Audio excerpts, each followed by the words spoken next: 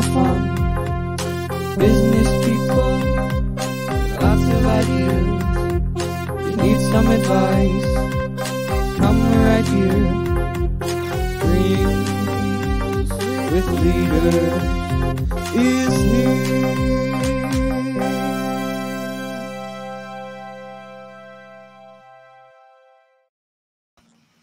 Hi, Wendy. How are you? I am doing great. Erin, how are you? I'm super excited to have you. You are co-hosting today. You're a much better looking version than my original co-host. You're going to hurt Scott's feelings. No, I don't know how often you watch this show, but he always puts something in front of his face at the beginning, but he still, like, I love him to death. You guys know I love him, and I know he's watching, but he doesn't realize I see it before this goes live because, you know, we can see down here at the bottom. So every week he thinks it's so funny, and I'm always like, oh, surprise, it's a pumpkin. And see, so he's probably already got big shoes that I didn't fill. I didn't put anything in front of my hair. There you go. I love it. One dad joke gone for the week. So, well, can you tell everybody who you are and why you wanted to co-host? I'm so excited that you said yes. Yes, of course. Well, my name is Wendy Reynolds. I'm the president of Bank of Blue Valley. We are really honored to be the sponsor for Drinks with Leaders. So we wanted to get to play in the fun as well. And I know how important it is right now, in particular, for business owners to be talking to one another, understanding how different strategies are getting them through this COVID land time, and certainly exciting to get to be a host with you to do this. And, you know, you're a living legend, Erin. So to get to be side by side with you on the screen, I get to check some. Thanks for having me. Well, I appreciate you coming on here so much. And you are part of the Women Who Mean Business program. And so I am newly honored. Yes. It was just this year, right? Correct. Congratulations. Well, we brought all of your it's an all-girls show today. I saw that. Women powered. All women and all. I'm going to be the only non-Women Who Mean Business non-member, but I'm like an honorary member today. Okay.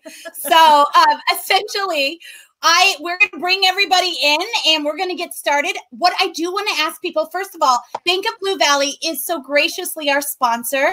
Can you kind of tell us, I know you guys have some careers, like some career openings and some job openings.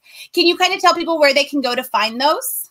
Yeah, you bet. So on our website, there is a link.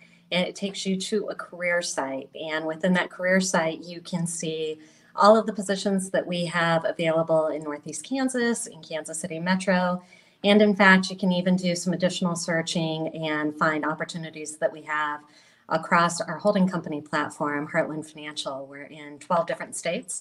So we're certainly looking for good talent here locally, but have opportunities across the West and Midwest states as well. And then we also have this link that we were given, but I think that Scott's going to go ahead and also link somebody from HR so they can reach out there too. So is it Michelle? Yes, Michelle Prim is her name. She's fantastic. Perfect. Okay. So if you are looking for something, just take a screenshot of this real quick and then type it out. So he's going to make it a little bit easier from you over there. So we are going to get ready to bring in everybody. I'm going to try to do music and introductions all at once. So bear with me here. Also, tell us if you are watching us on LinkedIn or Facebook, and tell us where you're watching us from. I always love seeing who's over here watching and who you came to see. I know everybody is like a big deal on this show today. So I'm excited who they all came to see. So are you ready? So ready. Okay. Born ready. Ask. Born ready. I like that. All right. The first person, I actually got to see cage fight. I believe it was called cage fighting. She took out somebody quite a bit younger than her in less than 3 rounds. She's one of my favorite people in the world. And if you don't know her, you better get to know her. Miss Laura Lee Jones. Hi, Laura Lee. Hi, Erin. Thank you. How are you? The next person you probably get a daily email from, right? Every single day you get an email from. Nobody knows business like this woman in Kansas City, Miss Stacy Prosser. Hey there. If you're not getting 2, you're not doing it right. I mean, I get like last night I was with somebody from the Business Journal was over at my house and I was like, oh, your work just emailed me. I'm very busy. Because real busy during the Chiefs game last night. All right. One of my favorite women in the world. She actually, usually we don't get to see her as much because she's usually traveling big time nationally, even a little bit of international. She's been my mentor since day one. I just love her to death, Miss Joyce Frenia. Hi, guys. How are you? Living legend. Thank you so much, Erin. All right. When you talk about bad, awesome business, you're not allowed to cuss on LinkedIn. So I almost said the A word, but I think that might get me in trouble. So when you talk about women that are really killing it in business, of course, you've got to say this woman's name, Miss Angela Hurt. Hi. Hi, everybody. Welcome. I play Katy Perry Roar. That's the first time we Roar. So look at this. We've already got Havens over here. We've got someone watching from San Francisco. And Scott, thank you, Scott, for being the person that appreciated the music. I love it. Nobody's better at kissing up than Scott Havens, right? Am I right? All right, so let's get going. Laura Lee, we're going to start with you, and we're just going to go around. Can you kind of tell everybody who you are and what you do? Sure. I'm Laura Lee Jones, founder and CEO of LionShare. We serve the healthcare industry, building big databases, and then doing marketing communications and analytics and measuring those communications. We're a national firm. Awesome. How about you, Stacie, for the two people watching that don't know what you do? I bet there's more than that. So I'm Stacy Prosser. I am the market president and publisher of the Kansas City Business Journal. And that just means that I oversee all of our individual departments and mostly focus on the business side. And I've been in this position for about 6 years with the Business Journal for 24. Wow. Yeah, you really made a career of that. Yeah, unintentionally, but here I am. I love it because you don't hear a lot of those stories anymore. So I love it. How about you, Joyce? I'm Joyce Frenia. I have a consulting firm that does demand growth improvement, mostly in consumer discretionary industries. I came to Kansas City 15 years ago to be CMO at Hellsberg Diamonds, and I absolutely love the community. And it's actually been a treat to be here much more than I normally do because of obviously limitations to travel due to COVID. But it's been a really wonderful experience. I've been on my own the last 10 years, and I'm really excited to be here today. Thank you guys for having me. Well, thank you for coming. We're just so excited you said yes. All right, Miss Angela. Well, do you want us to call you Angie or Angela? Your thing said Angie down here, but I've always called you I know. I did put Angie. Angela Hurt. I'm the founder and CEO of Veracity Consulting, and we are a tech consulting group that focuses both on commercial and private and federal agencies that we supply technology consulting to. And I love all of the people on this call today. And you are spunky, Erin. And I was with you when Laura Lee kicked that young lady's bottom. That was a little intense. Yeah, a little intense. Oh, we're going to get to that today. Don't you worry. Because I feel like I keep going around talking about it. And they're like, I've never met her. And I'm like, you have to know Laura Lee. All right, Wendy, it's your first interview. You're up. Hey, I'm excited. So ladies, this is fantastic to have an entire vision board here of incredible women. Obviously, this year has been like no other. We hear different topics around it. COVID land has changed a lot of things, but there's also been exciting and growth opportunities that have come out of it as well. I'm particularly interested with having the female slate that we have today, kind of understanding from your perspective, what are some of the biggest, what's a good win? What's something really exciting that happened to you that you feel like coming out of COVID has had benefit to you or your business or your teams? Really interested to know. So maybe Laura Lee, we'll start with you. Sure. Happy to start. And thank you for sponsoring today. Wendy, just want to make sure. And Erin, thank you for inviting me. It's always fun to be in your presence.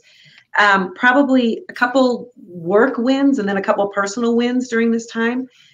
Work-wise, really having my team go remote instantly, which we should be able to do. We're really a technology company, but really doing it and doing it well and seeing the communication changes has been a big win.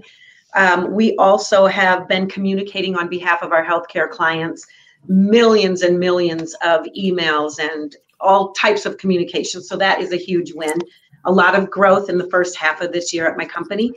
And then personally, COVID really helped me slow down a little bit. And it's kind of hard to slow me down. I have a lot of energy and I move quickly, but it has really helped me personally slow down, count my blessings, and also realize that I have a lot of room to grow in my communication style, both in writing and personally when I talk. So those have been the wins, personally and professionally for me.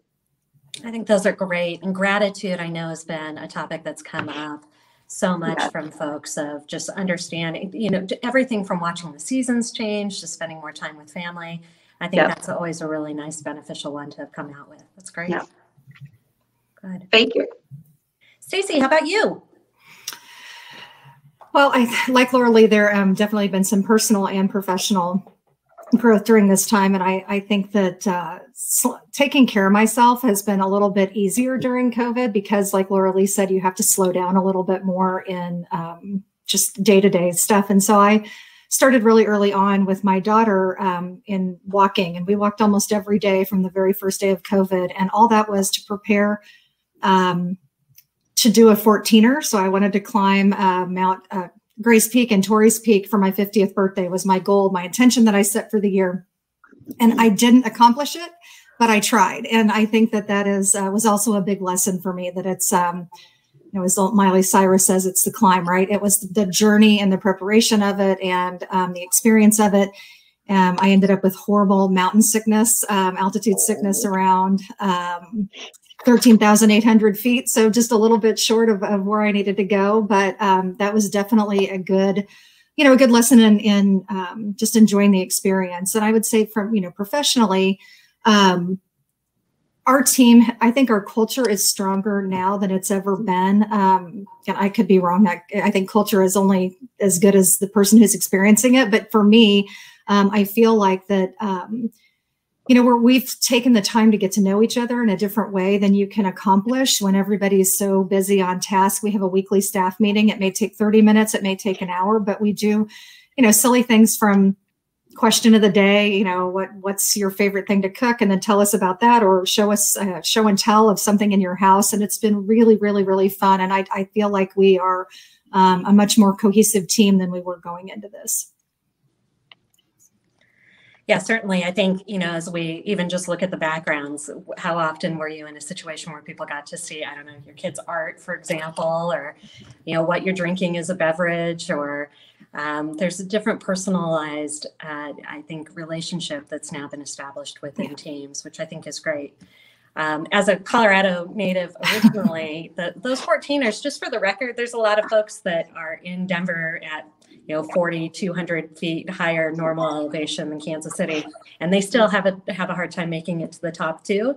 So I'm going to guess, though, that Stacie, that 13,800 feet is the furthest height elevation you'd ever climbed to before, correct? I mean, we do a lot of hiking in Colorado, so it wasn't my first rodeo, but it was my first one being sustained at that high of an elevation for sure. So we'll try again next year. Yeah, well, so you still achieve some new heights in the interim, and that's right. Still some opportunity for improvement and new mountaintop to climb again in the future. I think that's right. Awesome. And I'm going to guess the views were still spectacular. Amazing. Yeah, that's great. That's great. Joyce, how about you? What new growth opportunities or accomplishments have you come out of it with? Well, I'll start personally because it's such an inspiration to hear about hiking a mountain that high. Unfortunately, I tried to hike a mountain and broke my ankle, but in that process, and had to go down about, I don't know, half mile down the mountain out in Utah. But that has really helped me focus on just that workout focus in my life. And I always had it, but I never had it very deeply from a strength and conditioning perspective. I always tried to just do cardio and kind of keep going. And in rehabbing my ankle, it really has been an incredible opportunity to learn a lot more about yoga, meditation, and some restorative practices that can be really helpful to help focus your mind and your spirit during this tough time. So my mountain adventure didn't end up very well, but in the long run, I think it's actually going to be very helpful to the way I think about how to center and balance my life a little bit more. Professionally, I have had the incredible opportunity to really help companies. Not only initially everybody was thinking about how to be on defense, but as we all know, particularly after last night's Chiefs game, it's defense and offense that win games. And I have had the most extraordinary opportunity to help companies think about how to be on offense. And in what I do, it's really about understanding, the combination of their competitors and their customers better in order to really start to take advantage of the opportunities that present themselves during COVID. And I think that it's going to be the companies that really learn how to go on offense, but also play good defense, that are really going to be able to make their way through this. And, I also appreciate the sponsorship, Wendy, because in most of what I do, and this is very critical, having a great banking partner is absolutely fundamental to understanding, what are you facing? What are you working with? What's your new reality? And then how do you start to take advantage? How do you go on offense with that? And I think that, our Chiefs are just so inspirational to all of us, but bringing that into the business context, there's so many opportunities out there if we think about them. Erin, you've taken your business model and absolutely, reinvented it in COVID. And I think that taking advantage of those fundamental challenges is so important and so wonderful to be able to really say, how did we not do this before? A lot of us, just like we said, working from home and being effective in it. But I think that's been a win for a lot of companies. And if companies aren't taking advantage of that, it's such a missed opportunity. To not be able to reevaluate what's going on with your customers and your competitors and come out of this stronger with good partners. I think your comments about partners are important. I appreciate the shout outs for bankers. That's obviously something that we always like to be considered as a good part of your advisory crew, especially in times like this. We get the benefit of seeing a lot of different industries, a lot of different companies trying to pivot into this, and where we can take kind of the best strategies and help others with it. That's something that's important for us, and great to see all of you and your businesses doing the same. I also think it's interesting that the meditation component. So is that something that you had done prior to the injury that you experienced hiking, or just after the fact, and how has that improved your focus?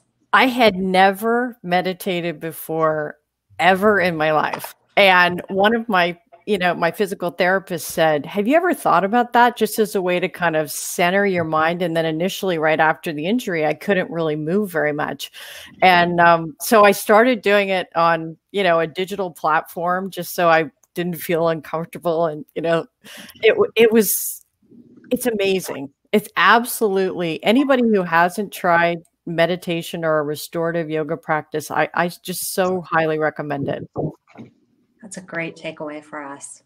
I know I've got, I think it's referred to oftentimes in the yoga universe as monkey brain, where my brain just jumps all over the place constantly. Yep. One of the things it jumps to is you should really learn how to do meditation, Wendy, and then it jumps onto something else. So that's great. That'll be my North Star for how to get that accomplished, Joyce. Angela, how about you? What best stories do you have coming out of all this? I think maybe similar to many of the ladies here, but with us being a national organization, I think that one of the things that it's done is kind of brought us closer together, that nobody feels like they're not part of the headquarters, if that makes sense. So we have a VP that's over our federal practice that's based in DC. And, he often says things like, like for you guys that are all in the office together in Kansas City, you guys probably talk about these things in passing. And I've told him that, first of all, we're not all in the office every day in Kansas City, even pre-COVID. So there were often times that I wouldn't see certain part of my executive team any more than I saw him flying in once a month. But it's made it to where it's been so easy for us to connect, where before it was like, hey, if we're not in there, then we're not connecting. And now it's very intentional. not just for our operations team, but also for our consultants. So we have consultants anywhere from Hawaii. One of the first mistakes we made was we did this roundtable, and our head of HR scheduled our Hawaii guy for our 8 a.m. roundtable. And she was like, oh my gosh, he's 5 hours behind. But when he actually made the next one, he was very appreciative of the fact that he doesn't get to sit and talk to us, in those small groups like that. So it's allowed us to connect. And I think, Stacie, you said it, I think our culture is good, but depending on who you talk to. And now our team members who haven't been able to be in our office with us daily are feeling that culture probably stronger than ever. So that's been huge.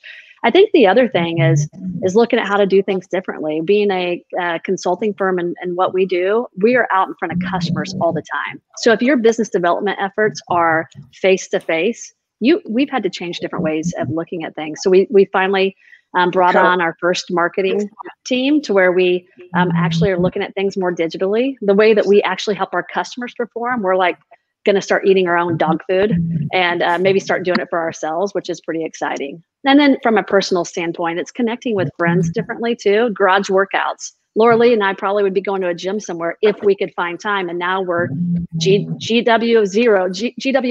4:45 today. Can you make it? And you're like, well, where else am I going to go? Okay. If you can possibly hang with her, don't kill me like you did last week, Laura Lee. No, it's good. So does this mean cage fighting is coming your way too, Angela, soon? Absolutely not. Absolutely not. So no, I won't even put on mitts. I will not even put on mitts and do a mitt workout. I'm like, I don't want to hit anything, which is weird for me to say. And I want to hit everything. We were laughing earlier that somebody should just start a bar and call it the gym. Yeah. And we can all go to the gym together. It'll be great. Yep. Angela, you brought up a really interesting point that I'd like to dive just a little bit deeper into. Not only has it changed the workforce as far as people being face-to-face within our own employee bases, but also with clients. How are you seeing that transition with client relationships, maybe not being in person and being more virtual instead? Is that also being well received, or? I think that it's been different. I think there's been some positives because we have connected with folks who are out of town. So I had a meeting with a client on the East Coast that I would have not yet had this meeting. And now it's like, well, we've kicked off a new project. Why are we not going ahead and connecting, face to face with the CEO to thank him for the new business and the opportunity? And I'm not sure if we would have done that before. I don't think we would have thought about it. It was like, if Angie's not in town, then maybe she's not doing that. I think it has been harder to connect because just like you guys, I think our clients are being asked for virtual coffees now more than ever. It's almost like I couldn't ever get them out for coffee or dinner, but let's do it virtually now because they really want to do that.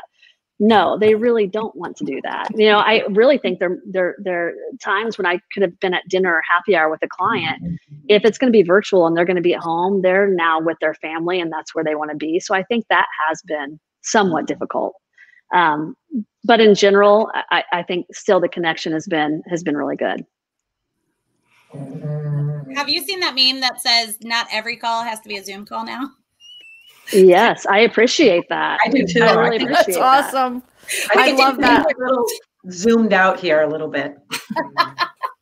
Well, I have to show this comment. Wrong one. He's commenting a lot. Wendy's way too good at hosting. She's crushing. I think Scott's getting a little concerned here, Wendy. Scott, trust me, I should stay in banking. You can have this spot I'd much rather be on the other side of the camera if I'm being honest. So, well, you're doing amazing. We've got a lot of people tuning in here, so I want to say hello. And also, I'm going to tell you, it took us 2 months to get this entire panel, find a space on this entire panel's calendar, even with it being COVID. So I know a lot of y'all have questions, so make sure you jump in here and start asking your questions so we can get to it.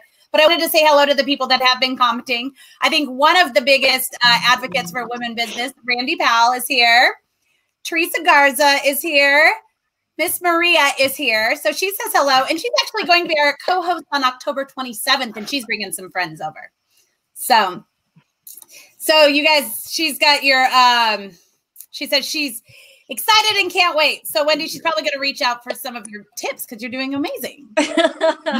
I'm sure Maria will do just fine, but happy to help wherever I can. So I'm going to let people start asking questions, and I'm going to ask questions because I know y'all personally. So Laura Lee, we can't just keep dancing around the fact that you took out some young girl. That kind of sounds a little cray, right? If we don't give some color commentating to that. So can you kind of tell us about what that means and why you decided to do that? So sure. So I already mentioned that I have a lot of energy. I'm a pretty positive person, but a few years ago I went through a divorce and I wasn't so positive. So I decided I needed to hit something that started in a boxing gym and hitting a bag. And then pretty soon I decided maybe I should do this in a boxing ring. And then pretty soon it was, hey, why don't I do this in a cage? So I took about 2 years and trained with 3 different trainers. And last December 7th, to be exact, I got in a ring, and in round 3, I knocked her out. I was 58 at the time. She was, I think, 21 or 22. So it was super fun, and I left a lot of crap in that cage. So now I just do it for exercise. And it was amazing. It was the first and probably only cage fight I'll ever go to. And I was like, you like watch people, you're like, why are they so into it? Like, I've never gotten it until Laura Lee was in there. And I was like a psycho. I really appreciated it.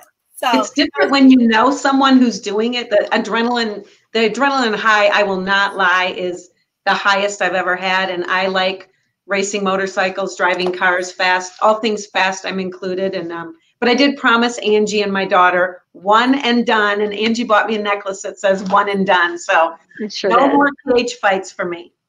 I still can't watch it. Yeah, it was even on the outcome, right? I mean, I know she wins, but I still can't watch it. I don't want to see.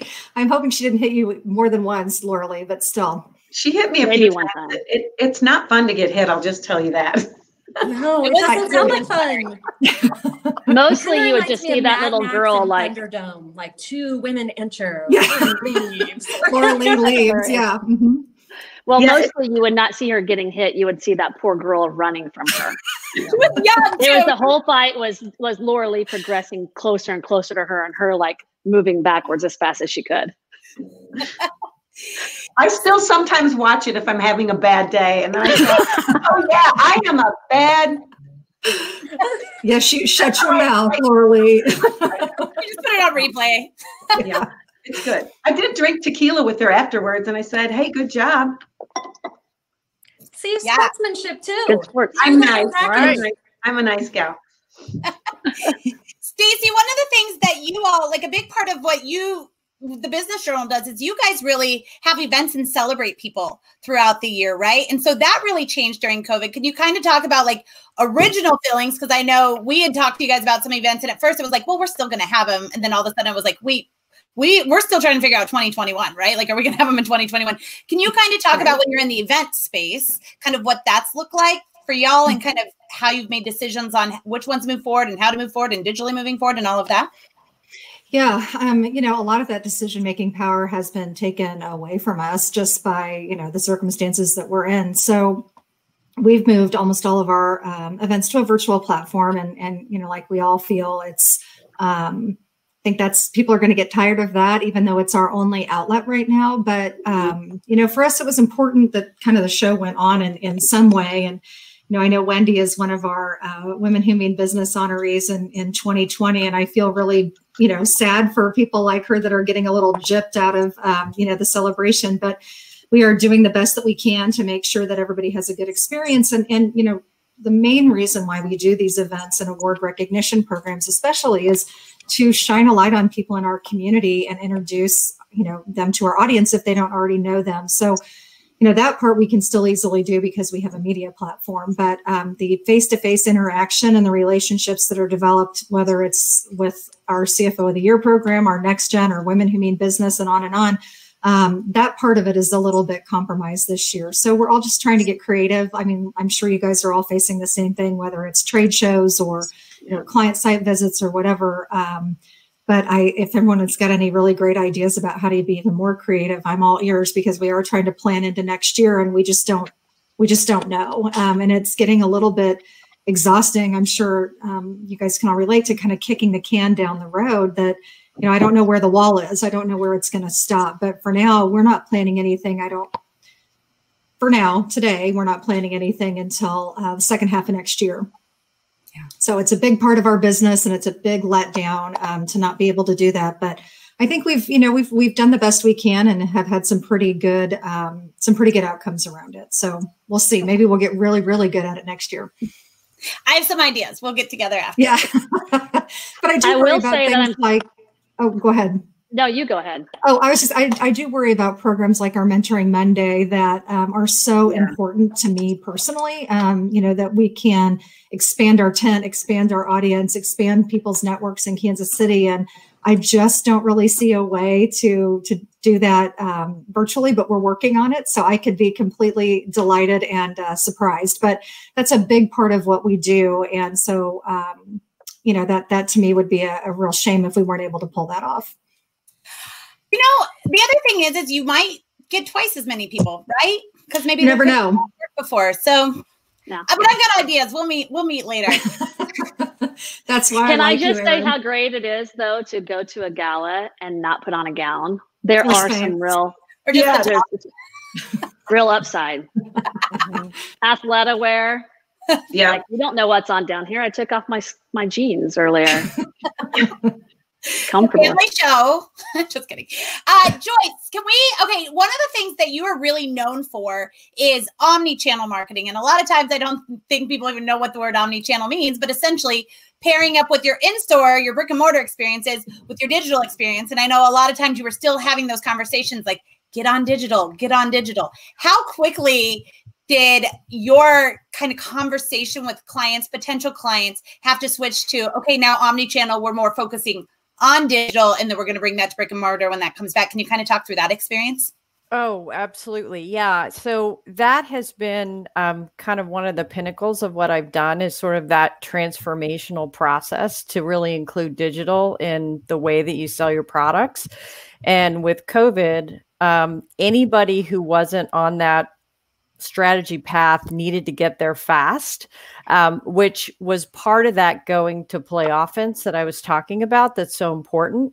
So a lot of those conversations became a lot easier because people really didn't have the choice to kind of stick with the status quo.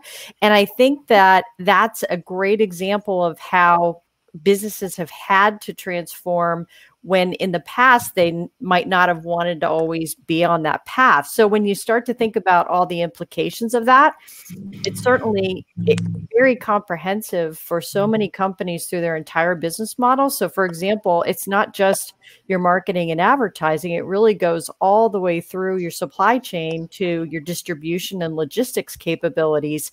And we're all starting to see, I work with a lot of clients on the Shopify platform. There's some extraordinary capabilities that even just a few years ago would have taken an incredible amount of resources to come up with. And now with Shopify, you kind of get out there with folks and you start going through the apps, and it's almost fun to think about how you can do something so easily that would have taken a lot of time, money, and effort even a couple of years ago. So I think that's gotten people in the discretionary consumer area a lot more excited about how easy it can be. And then obviously we're all kind of focused on, Q4 and how challenging some of those shipping issues are going to be, with everything moving into October in terms of Prime Day and everyone thinking about how to get things done earlier so that we're not trying to, literally put so much more volume through the system in December. It's really a challenging but opportunistic time for everybody to think about how to transform your business model in an omnichannel way. So yeah, it's been really, really fun. Exhausting, but fun. Les Brown tells me daily, we've gone from brick and mortar to click and order.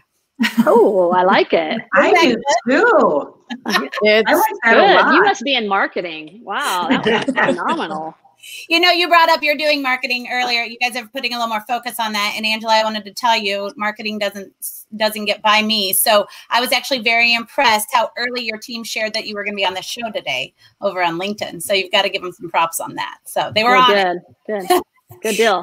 you kind of talked through making the change in adding marketing to your business, but what are some of the other changes? I know as a business owner for me, and I don't have nearly like even 10% of the employees you have. What were some of the other like things you went through? I found during COVID, it was kind of like a day-by-day basis when it came to employees. And how transparent were you with your employees about what you were going through as a business owner during really the beginning of COVID and thereon? Yeah. Well, transparency is one of our core values. So it's something that's come pretty easily for us. But, we were a virtual company. So if you think about not being a bricks and mortar and having to work separately from one another, we were virtual for years. So we just had our 14th workday, I would say, and probably 7 or 8 years, we were actually in the Business Journal, a little article about growth with no bricks and mortar, and which was extremely interesting when we were up for Small Business of the Year, and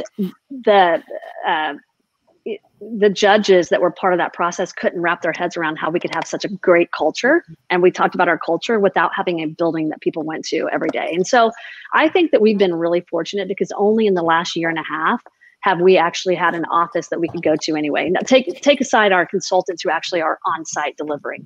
So I think we hit it with, we didn't skip a beat whatsoever.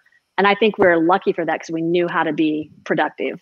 The other thing is, when you talk about financials, one of the things that we did was an employee survey to ask them how people felt. And it was a way to say, how concerned are you about coronavirus on yourself personally? The interesting thing was asking, how concerned are you about coronavirus on the company that you work for, on Veracity?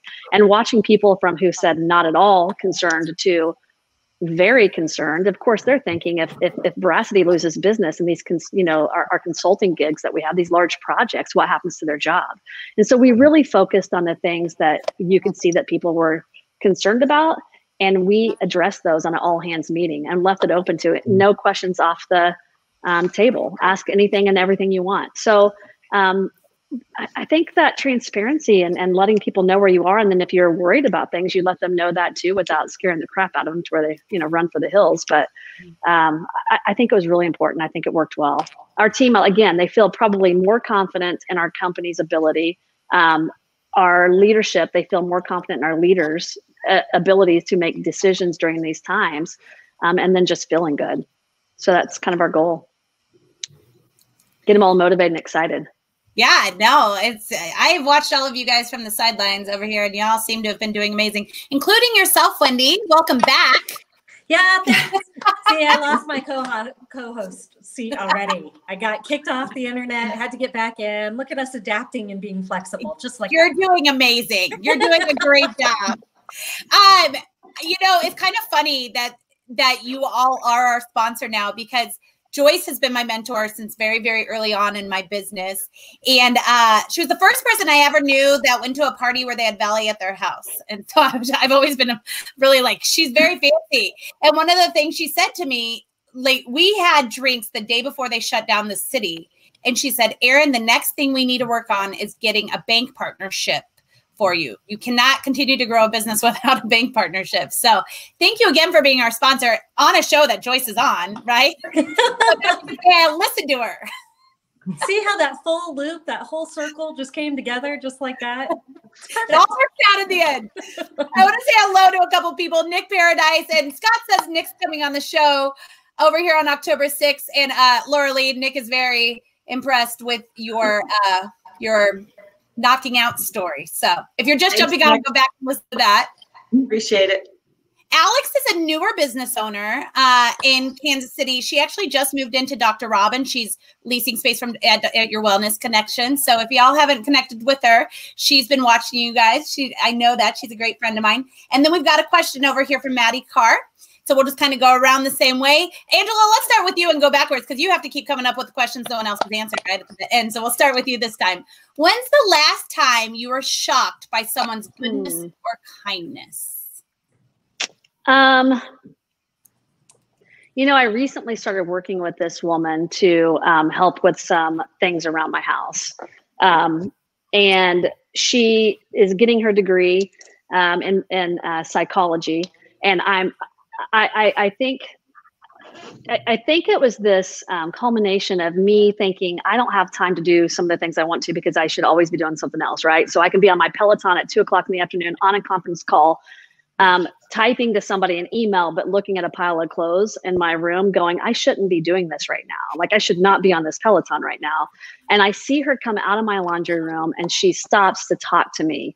And she said to me, I think I needed you as much as you needed me. And it was just her need and want to help me when I say kindness, like I can't describe how, well, here's a funny story. She comes in on Friday morning, getting herself a cup of coffee, opens up the microwave to put something in there and pulls out a can of a thing of cottage cheese out of the microwave and was like, girl, what is happening here? And I was like, oh my God, that's what I had for lunch yesterday. I put it there instead of the microwave or instead of the refrigerator. And she looked at me and she's like, you need me here. But that the thing so about you, Angela, that is so you. I was like, oh, we have to throw that away. I bet it's not any good now. But I don't know. I can't. It's a weird description for an agreement and arrangement that we've had that we're going to become friends. And her kindness around the things that she's done and her willingness to make my life easier it actually will make me emotional because I've needed her for a long time. And I was I don't need to have somebody help me do that because I've got this.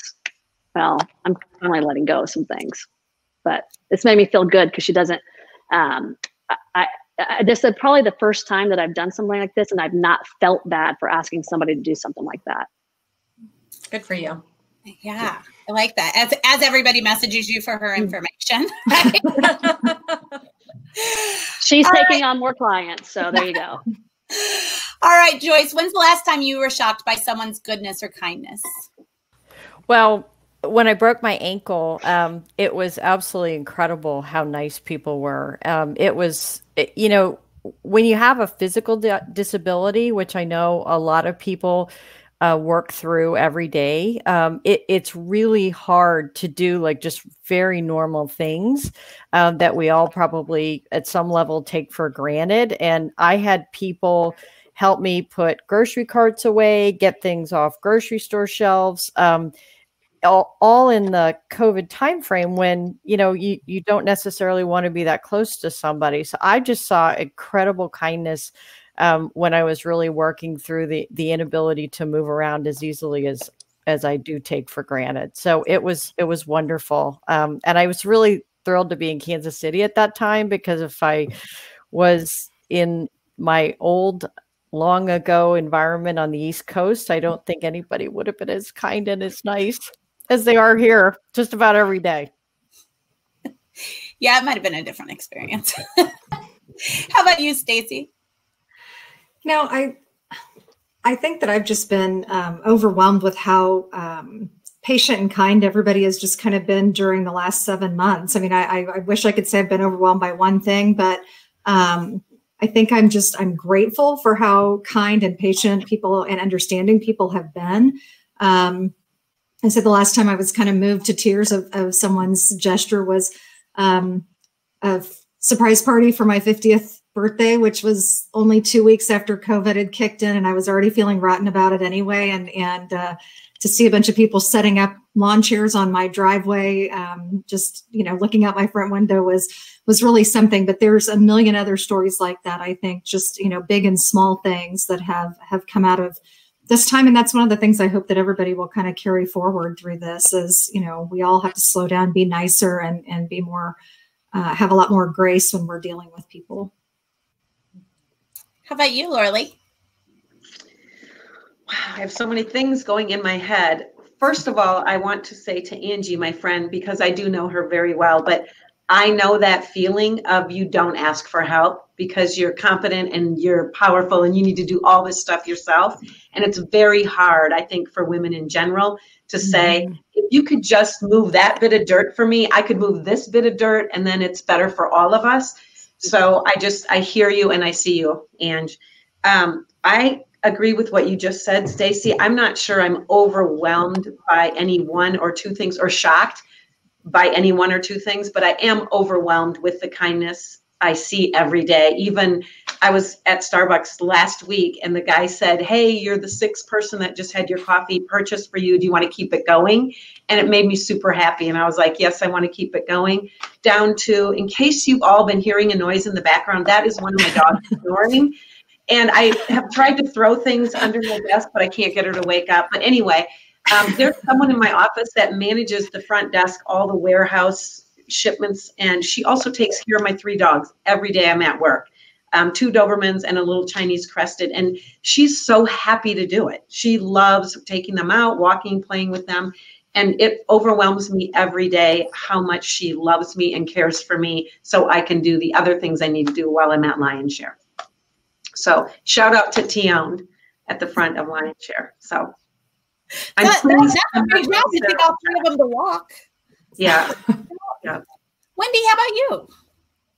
You know, I was trying to think through that, and I think similar to everybody else, it's nothing overly monumental. It's not like somebody went and moved, you know, heaven and earth for me. It was this really small thing. It was a 13-year-old neighbor across the street, similar to Stacie. I had my birthday during COVID, or most of the world's population, I guess, now had their birthday during COVID. And it wasn't a monumental birthday or anything, but, you know, we weren't going to do much. And my 13-year-old neighbor across the street found out it was my birthday, and he borrowed a couple bucks from his mom, got on his bike, went to the store, bought a card, and then stole a beer out of their fridge and brought over a beer and a card for me as a 13-year-old boy. And it was awesome. It was really cute. And it was, I mean, don't tell my kids or my husband, although now they'll see this, it was my favorite birthday present. Because it was unexpected and it was small. And here's a 13-year-old who, you know, is normally wrapped up in his own world, and who I had actually told was maybe being a spoiled brat in something a couple weeks before when he wasn't being as nice to his own mom. Anyways, he said, you know, she's always just there for me and I want to do something for her. Oh, it was small, right? Awesome. And I think that that's the takeaway I come away with from all of our stories is it doesn't take much. Right. It's a simple gesture of getting something off of a shelf for somebody, or buying their coffee, or helping with their dog, or buying them a beer. You know, it doesn't take much to lift somebody's spirits. And, you know, you just think about the ripple effect of what that does for each of us and how that likely affected our day to be kinder and gentler and nicer to everybody else that we ran into that day. It's really pretty powerful in its totalness, even if the little pieces that contributed to it weren't huge in and of themselves. I'm telling you what, I've got to brag now because you bragged on a 13-year-old boy. My son turned 14 on Saturday, so he's a 14-year-old boy now. But I was going through his phone last week to your point, and he had all these random texts that said, she did this for me. She did that for me. I like her because of this. And I was like, what is going on here? Right? Like it. And he's like, my friend Stella was just kind of having a rough week. So I asked everyone to text me what they loved about her. And I put it in a document and sent it to her. And I thought 13 and 14-year-old boys kind of get a bad rap, but they got good hearts. Right? That's awesome. Yeah. And my guess is that document, that compilation is probably something that girl will keep for the rest of her life. Oh, yeah. Yeah, a 15-year-old girl. Can you guys remember 15? Nobody said nice things. So I don't know how I would have handled him stealing a beer. I think he asked. We'll say he borrowed the beer. All right. So Sky Havens, he can't stop asking questions, but I love this question. You want to read it, Wendy? Sure. So what is a piece of advice a mentor gave you that you love? Good question. You run point, Wendy. You're the co-host. All right. Let's see. We'll start with Stacie this time. Well, I have two. One is not safe for radio, but I will just say it has something to do with when people are getting you down and they don't really matter anyway. The advice was to forget them. So I think that is a good piece of advice when you can't let people get in your way and they don't, you know, people that don't matter, right? So, and the other one would be that instead of, you know, I was having a situation once where a lot of you know my everyday mentor for my entire career at the Business Journal until a few years ago is Joyce Hayhow, and Joyce does not mince words, and that's one of the things that I love about her. I may be a little like her from time to time, But we were having a conversation. It was a really difficult time, and there was just a lot of frustration and whatever. And I was going on and on and on about all this stuff. And she looks at me at one point and she goes, let's talk a little bit more about what we can do instead of focusing on what we can't do. And I told her that a couple of years ago that I had said that to somebody else in our organization. And I said, I know you think I didn't listen, but I listened. And that was a very powerful moment for me, just because, you can focus on so much of what's going wrong, and it can inform your whole strategy about how you're dealing with people on your team or going to market or whatever it is. But when you focus on what is possible, it changes everything. And I just try to remember that, especially right now. There's a lot you can focus on that's not working. But that one stuck with me. Kind of reminds me of the old saying, whether you think you can or you think you can't. Yeah. You're right. Yeah, right. Yep. That's a good one too. Joyce, how about you? Oh, mine was, I was with my mentor and I just said, I'm so worried about this and I'm worried about that. And he said to me, you don't need to be a worrier. You need to be a warrior. And I said, and Laura Lee could definitely relate to this one. And he said, being a warrior is a lot more fun than being a worrier. Yeah. And I thought, wow, what a I might steal that one, Joyce. I think I'm going to have to write that one down. So, well, please do. But that was something that's always stuck with me. And so I find myself, really, really worrying about things I can't control. Right. And I don't know, probably many of us do that. But think about how you can be a warrior in the situation. So the A and the O kind of interchange makes a big difference. That's great. Awesome. I like that one too. It's amazing what happens when you just flip a couple of letters, right? Another one that reminds me of is illness and wellness. When you put the we into it instead of I, it turns into wellness instead of illness. And warrior, that's a great one too. I love that. I too am going to be writing that down on my list of Please do. Angela, how about you? Good words of advice from a mentor.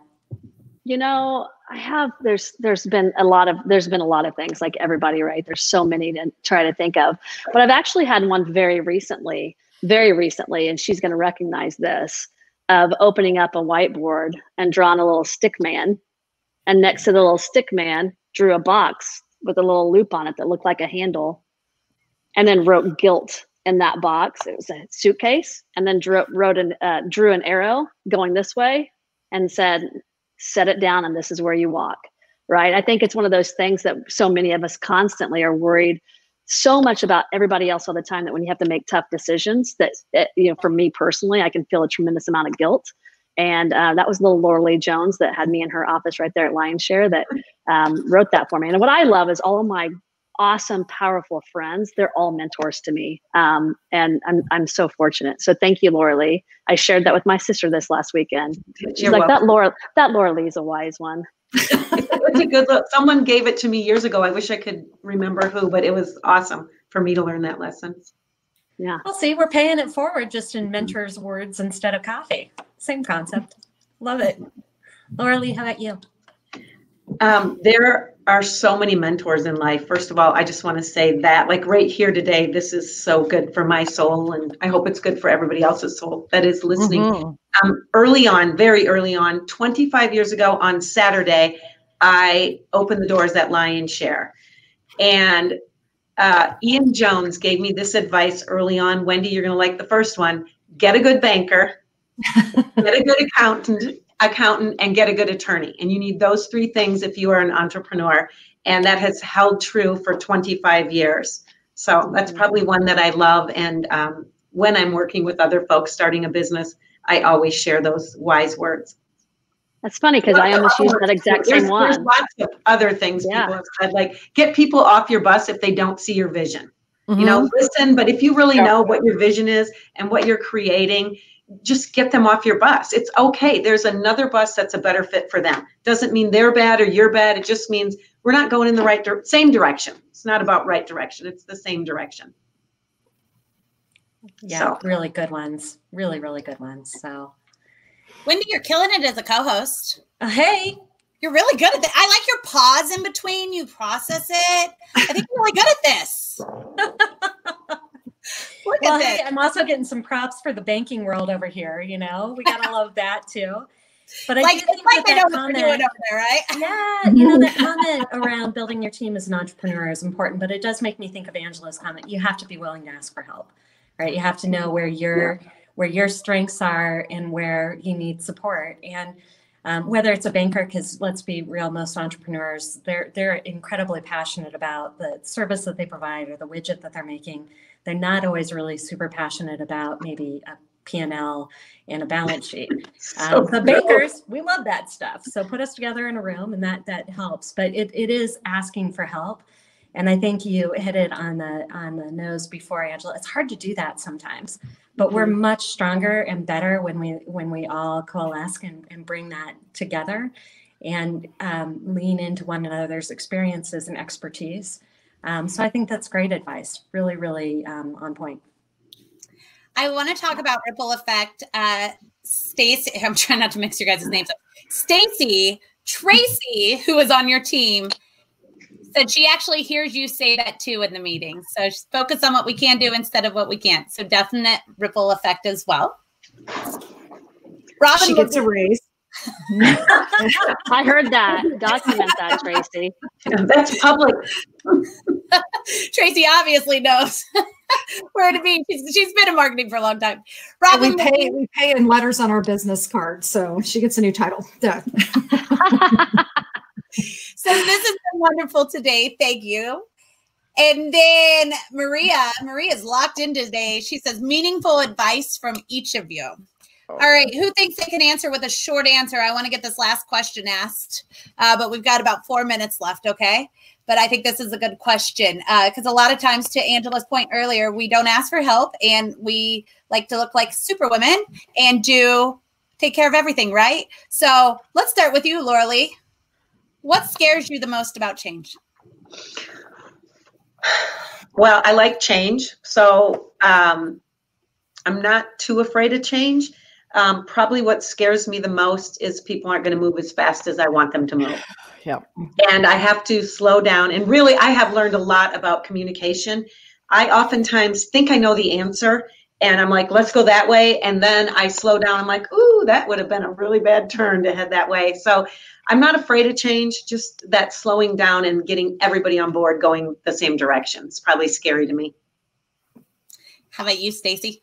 Oh, I would totally agree with that because I think that you have a vision in your head of what that change is going to look like. And then it's a domino effect, right? So you change one thing and that means you have to change 85 other things. And maybe you're only ready to change the first one. So I think it's seeing past that first hurdle and thinking it through really well before you kind of rip the Band-Aid off. I mean, there are a lot of people that are not as risk averse as I am. I think Angie is a good example of that. I mean, she just goes for it. But I think that that's the scariest part to me is what else is going to have to change along with it. Joyce?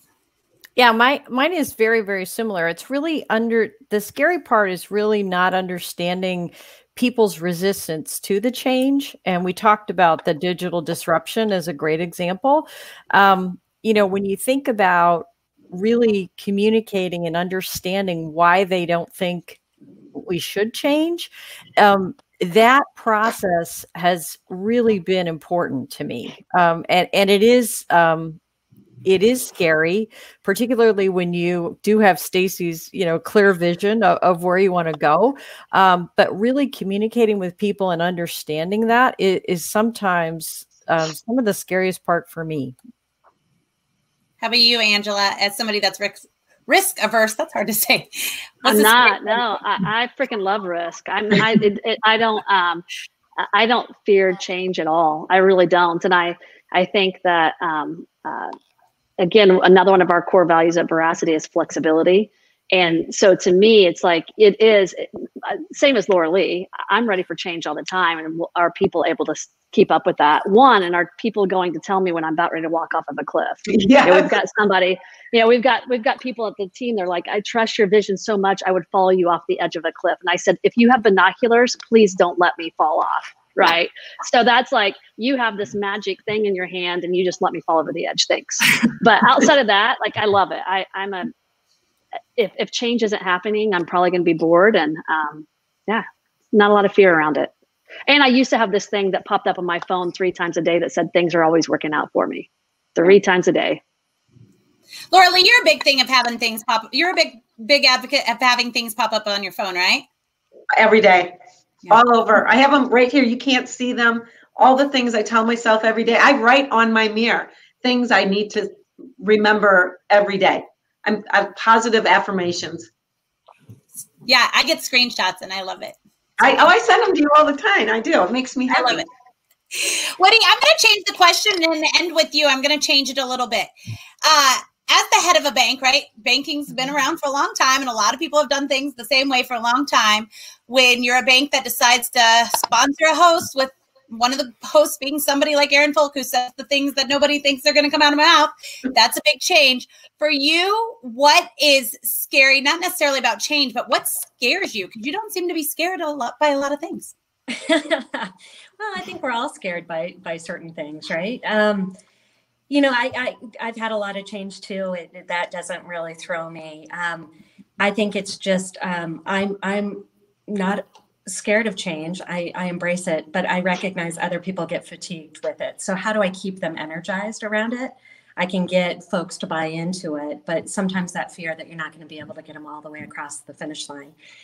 There's a lot of things in change management where you've got a change curve, and I'll see if I can do it. It kind of goes down and then it goes down and then it comes back up. And you hope that the up is higher than where you started, but you likely you take a dip first. Yes. It's keeping everybody together through that dip to get to kind of the promised land at the end.